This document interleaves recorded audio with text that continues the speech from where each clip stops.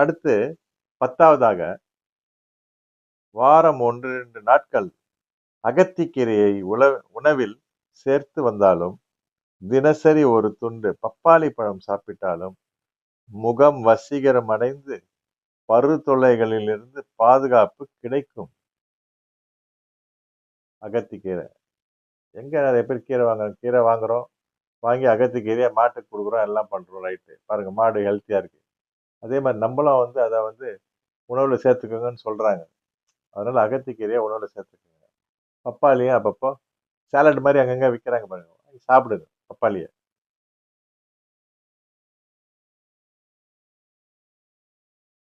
11வதாக துளசி 4 இலை, வேப்பந்தளிர், கடலை மாவு 1 தேக்கரண்டி, எலுமிச்சை சாறு 1/2 தேக்கரண்டி கலந்து அரைத்து கொள்ளுங்கள். இந்த விழுதை பருக்களின் மீது போட்டு 5 நிமிடம் கழித்து மிதமான சுடு தண்ணீரில் கழுவுங்கள். தோல் மிருதுவாகி பருக்கள் மறையும். என்னங்க ரொம்ப ஈஸியா இருக்கு இல்லைங்களா? இதெல்லாம் செஞ்சு பார்க்கலாமே. 12வதாக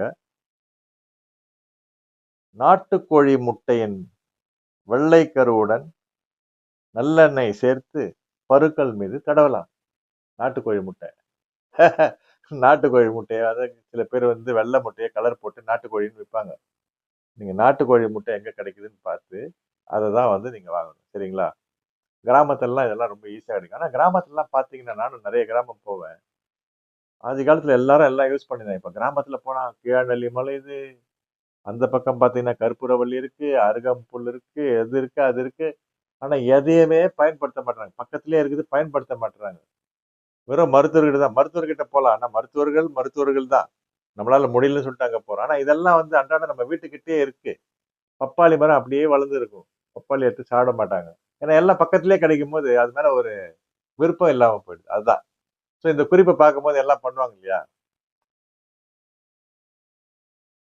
அடுத்து இப்ப வந்து நம்ம முகத்தை பத்தி பார்த்தோம். இந்த பருக்களை பத்தி பார்த்தோம். முகம் பொலிவு எப்படி எல்லாம் அடையும் அப்படின்றத பார்த்துட்டோம். அப்புறம் அந்த கருமையான முகம் இருக்கிறதுக்கும் அதுக்கும் என்ன பண்ணலான்றத பார்த்துட்டோம். அடுத்து வந்து இப்போ வாய். வாய் என்பது சுவை அறியும் இடம். இங்கு உமிழ்நீர் கோலம் பக்கத்திற்கு 2ஆய்